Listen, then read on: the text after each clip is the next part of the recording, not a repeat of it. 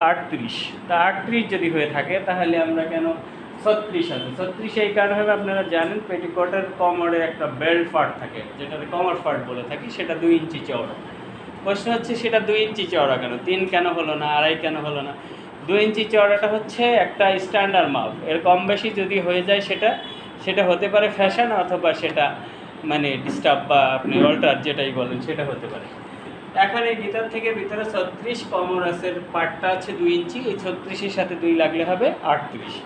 কাপড়টা 4 ভাঁজে ভাঁজ করে আমরা অর্ধেক কাপড়ের যে 4 ভাঁজে ভাঁজ থাকে সেইভাবে ভাঁজ করে রেখেছি। প্রত্যেকটা কাপড়ের 2টা পাশ থাকে, একটা হচ্ছে ফল্ট পাশ আর একটা হচ্ছে খোলা পাশ। ফল্ট পাশ আর খোলা পাশ বোঝানোর জন্য আমি আপনাদেরকে যদি আমার এই চিত্রটাকে দেখাই।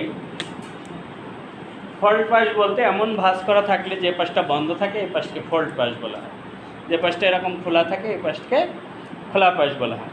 তো এই ফল্ট পাশটা আমাদের এদিকে আছে, ফল্ট পাশ এই পাশে যেহেতু কোমর 36 এইখানে নেওয়া আছে, 6 ভাগে বিভক্ত করতে হবে। এই কোমর যা সেটাকে 6 ভাগে ভাগ করতে হবে। 6 ভাগে কীভাবে ভাগ করব?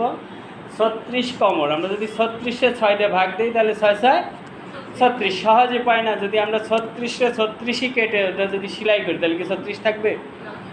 6টা পার্টের হচ্ছে 12টা পাশ। এক একটা পার্টের যদি 2 পাশ হয়, 6 পার্টের কয় পাশ? 12 পাশ।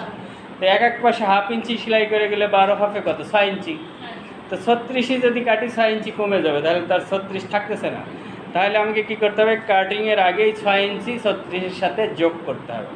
তাহলে 36-এর সাথে 6 যদি আমরা যোগ করি, 6 36-এর সাথে যোগ করলে কত হচ্ছে? 42। এই 42টা আমরা 6 দিয়ে ভাগ দেবো, 6 7 42। ক্লিয়ার বুঝাইতে পারছি? এবার যে পাশটা ফল্ট মানে বন্ধ, এই পাশটা আছে 3.5। তো 3.5 যদি 60 করি তাহলে কত হবে? 7 যদি আমরা এখানে লিখছি 3.5 ইঞ্চি করে 2টা পার্ট, তাহলে 7 দুগুণে 14। এই পাশটা খোলা, যেহেতু এটা ওপেন পাশ, এই পাশটা খোলা, এই পাশে আছে 7, তাহলে 4 7 28, 28 আর 14 42। তো আমার এই 42 কাটার পরে এটা আমরা সেলাই করলে যাতে টোটালি এসে 36-এ টিকে। আশা করি বুঝতে পারছেন। যদি না বুঝেন তাহলে বারবার বুঝানো হবে, তবে বুঝতে হবে।